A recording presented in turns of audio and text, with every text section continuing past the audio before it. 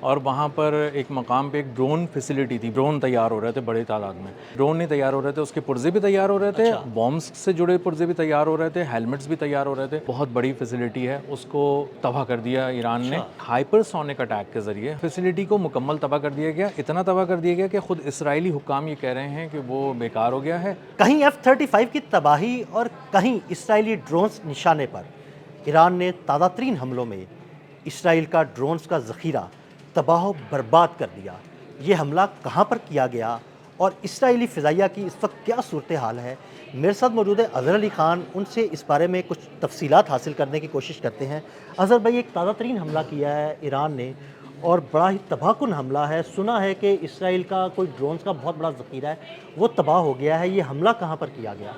یہ حملہ اسرائیل کی فضائیہ کے دل پر کیا گیا، اس کا مقام ہے تل اویو، اور وہاں پر ایک مقام پہ ایک ڈرون فیسلٹی تھی، بہت بڑی مینوفیکچرنگ کی، ڈرون تیار ہو رہے تھے بڑے تعداد میں، اور صرف ڈرون نہیں تیار ہو رہے تھے، اس کے پرزے بھی تیار ہو رہے تھے، بامبس سے جڑے پرزے بھی تیار ہو رہے تھے، ہیلمٹس بھی تیار ہو رہے تھے۔ اس پوری ایک فیسلٹی کو، بہت بڑی فیسلٹی ہے، اس کو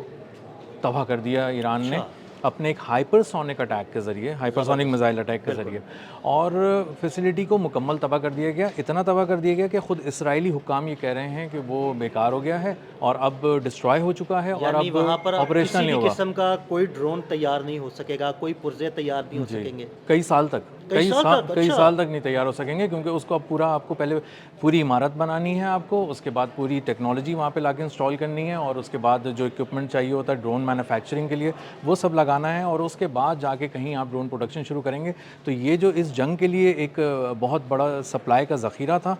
جو بیسکلی ڈرونز کے ذریعے بہت زیادہ سرویلنس کی جا رہی تھی، ٹیکٹیکل مشنز میں بھی اسرائیل اس کو بہت زیادہ اپنی فضائیہ کے ساتھ استعمال کر رہا تھا، اور اس سے ایران کے فوجیوں کی جو نقل و حرکت تھی نا، وہ بہت زیادہ محدود بھی تھی اور کہیں کہیں ایکسپوز ہو جاتی تھی۔ تو یہ ایران کی سرحد کے اندر جاتے تھے اور وہاں پہ جا کے بہت ساری چیزوں کو دیکھ رہے ہوتے تھے، جاسوسی بھی کر رہے ہوتے تھے، حملے بھی کر رہے ہوتے تھے۔ تو اس کو نشانہ بنانا بہت ضروری تھا ایران کے لیے، اور وہاں پہ چونکہ ہیلمٹس بھی تیار ہو رہے تھے، تو یہ فوجیوں کے گیجٹس بھی جو ہوتے ہیں نا، بہت ساری جو چیزیں پہنی جاتی ہیں فوج کے لیے، وہ بھی بہت زیادہ کمپرومائز ہو گئی ہیں۔ یہاں پہ ہیلمٹس ہوئے ہیں، اس سے پہلے ان کی اسلحے اور جیکٹس وغیرہ پہ بھی ہوا ہے۔ ایران نے چور کو نہیں، چور کی ماں کو نشانہ بنایا۔ جی ایسا ہی ہے۔ جس فیکٹری سے وہ ڈرونز تیار ہو کے نکلتے تھے اور آ کے ایران میں تباہی مچاتے تھے، انہوں نے ڈائریکٹ اس فیکٹری کو نشانہ بنایا اور اس فیکٹری کو تباہ و برباد کر دیا۔ جی ایسا ہی ہے۔ ایرانی انٹیلیجنس بہت عرصے سے، کئی سال سے اس میں لگی ہوئی تھی کوششوں میں کہ جب بھی کبھی ایران پہ کوئی ممکنہ اٹیک ہوگا تو امریکہ کی جانب سے ہوا تو پیچھے سے اسرائیل ضرور آئے گا، اور اسرائیل کیسے آئے گا؟ وہ اپنی ایئر فورس کے ذریعے ضرور پینیٹریٹ کرنے کی کوشش کرے گا، اور جو کہ ہم نے دیکھا کہ کیا بھی اس نے، اور پچھلے سال جو 2025 میں جنگ ہوئی اس نے تو بہت واضح کر دیا۔ تو ان کے ہدف پہ یہ دونوں چیزیں تھیں، ایک ان کے طیارے اور ایک ان کے ڈرونز۔ تو اسی لیے یہ ڈرون فیسلٹی جو تھی وہ بہت عرصے سے جو ہے وہ آپ کہہ سکتے ہیں ان کے رڈار پہ تھی انٹیلیجنس کے، اور وہی ساری کمیونیکیشن کے ذریعے فوج کو کہہ رہے تھے کہ یہاں پہ میزائل مارو۔ تو ہائپر سونک میزائل اٹیک کے ذریعے جو ہے وہ اس فیسلٹی کو کل تباہ کر دیا گیا۔ اچھا، مجھے یہ بتائیے گا کہ F-35 ان کے جہاں پر جس اڈے پہ کھڑے تھے، سنا ہے کہ اس کو بھی نشانہ بنایا گیا ہے، وہاں پر کتنا نقصان ہوا اور یہ کب نشانہ بنایا گیا تھا؟ اسرائیل کی ایئر فورس کو اگر آپ سمجھیں نا، تو اس کی جو فارورڈ اٹیک کی کیپیسٹی اور کیپیبلٹی ہے اس کو تباہ کر دیا ایران نے۔ اسرائیل کی ایئر فورس تو ہے لیکن وہ 60% ختم ہو چکی ہے، اور جن طیاروں پہ اس کو ناز تھا جو اس نے امریکہ سے خریدے تھے، $100 ملین کا ایک، 40 وہ کھڑے ہی تباہ ہو گئے، اس میں پائلٹ کے بیٹھنے کی بھی نوبت نہیں ہے۔ یعنی وہ گراؤنڈ پہ کھڑے ہی 40 F-35 لڑاکا طیارہ تباہ و برباد کر تباہ ہو گئے۔ آدھے گھنٹے کا یہ آپریشن تھا، اس میں hyper sonic missile, ballistic missile اور ڈرونز کے ذریعے حملہ کیا گیا۔ اور پہلے بتایا، اور نیواتم ایئر بیس ہے، یہ بتا دوں میں آپ کو پہلے، یہ ڈیزرٹ، نیگو ڈیزرٹ کے قریب ہے، اور یہ بہت ہی اہم آپریشنل بیس تھی اسرائیل کی فضائیہ کی، اور یہیں سے سارے حملے پورے مشرق وسطیٰ میں کیے جاتے تھے۔ 3 اس کے رن وے ہیں، تینوں تباہ کر دیے۔ 40 کے قریب اس میں جو F-35 تھے، $100 ملین ایچ اس کے پلین کی کاسٹ ہے، وہ تباہ کر دیا۔ اور یہ طیارے اب 2 وجوہات کی وجہ سے اسرائیل نہیں لے سکے گا فوراً، ایک تو اس کے پاس پیسے نہیں ہیں، شارٹیج ہے، $4 ارب کا یہ نقصان ہے جو ایک ہی رات میں آدھے گھنٹے کے اندر ایران نے کیا۔ جی بالکل، اور اس کے لیے کہتے ہیں کہ یہ مذاق نہیں تھا، یہ اس کے لیے کئی سال ریڈارز کی موومنٹ کو پڑھا گیا، سمجھا گیا، سیٹلائٹ کی موومنٹ کو پڑھا گیا، اور اس کے 3 وہاں پہ لگے تھے، ڈیوڈ سلنگ، ایرو 3 اور آئرن ڈوم۔ ان تینوں کو پہلے جو ہے کھلونا نما ڈرونز کے ذریعے بھیجے گئے، انہوں نے پہلے فائل کیا۔ بات ہے، وہ کھلونا نما ڈرونز جو ہے نا، وہ اسے کہتے ہیں کہ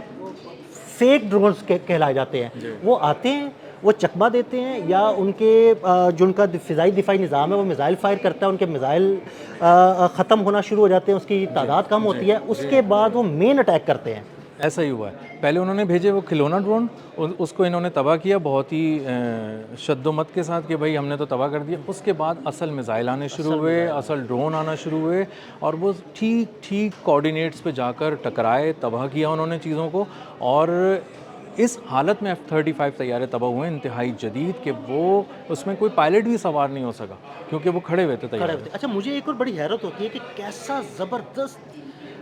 ایران کی ایک بڑی زبردست پلاننگ ہے کہ تاک کر نشانے بناتے ہیں، اور جو نشانہ بناتا ہے بالکل اس کا میزائل اسی جگہ پر جا کے لگتا ہے۔ یہ پورے جو دنیا بھر کے عسکری حلقے ہیں ان کو بھی بہت حیرانی تھی شروع میں، اب تو خیر ان کو سمجھ آ گیا کہ ایران کیا کر رہا ہے، لیکن یہ واقعی انتہائی حیران کن چیز تھی کہ کس طرح ایگزیکٹلی کوآرڈینیٹس پہ وہ اٹیک کر رہے ہیں۔ ایک موساد کی بلڈنگ کو انہوں نے اڑایا، موساد کی میٹنگ کو اڑایا، ٹھیک اسی فلور پہ جس بلڈنگ میں وہ رہائشی میں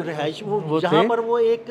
میٹنگ ہال تھا، جہاں پر میٹنگ ہونی تھی یا ہو رہی تھی، اس بارے میں ہو رہی تھی، کچھ قیاس رائیاں کہ پتہ نہیں ہو رہی تھی یا ہونی تھی، لیکن یہ ہے کہ اگر ہو رہی تھی اور اسی بلڈنگ کو، اسی فلور پہ، اسی ہال کو اڑایا، تو اس کا مطلب ہے وہاں پر بھی اسرائیل کی بڑی قیادت ہلاک ہوئی ہوگی۔ جی بالکل، بنائے براق وہ شہر ہے جو تل اویو کے قریب ہی واقع ہے، اور انہوں نے اس کا میٹنگ کرنے کا مقام اس لیے وہاں ڈیسائیڈ کیا تھا کہ ان کو یہ اندازہ تھا کہ تل اویو بہت زیادہ نظروں میں آ گیا ایرانی انٹیلیجنس کی، تو ہم بنائے براق میں ایک میٹنگ کرتے ہیں، اور وہاں پہ موساد کے اہم جو شیطان دماغ تھے ان کو بلایا گیا تھا۔ وہ ایک خاص